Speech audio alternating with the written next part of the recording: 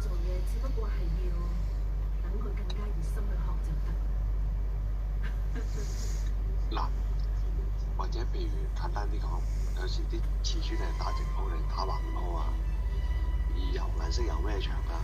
咁你可以咧話2-3日上去睇一次，或者每日上去睇。如果佢鋪錯咗，你都可以及時去更改啊嘛。因為有啲客咧成個月先上去睇一次，咁有啲嘢做錯咗，咁啊好難翻轉頭咯。即係唔係話個師傅啱完啦？有時我都會撈亂啊！一做幾單幾個單位一齊裝修啊，都可能會出錯噶嘛，未必係個師傅想。哦，原來咁樣，唔該晒你提醒我。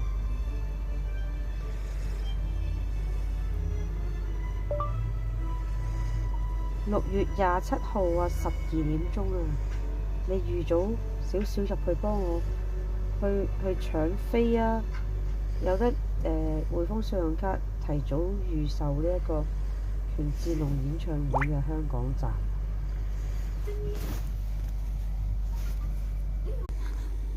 定係一開飛就一開賣就冇晒嘅，有用匯豐信用卡就仲有一線希望，就幫我搶啦。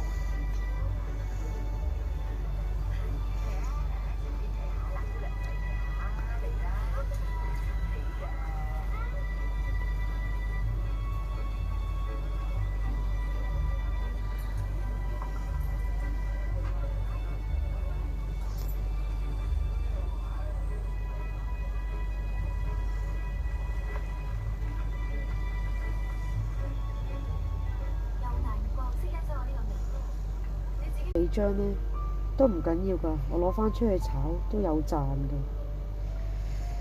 如果2399搶到返嚟 VVIP， 炒返出去，可能炒到700-8千蚊張都唔出奇。之前佢喺澳門嗰啲飛炒到4皮嘢都有人買。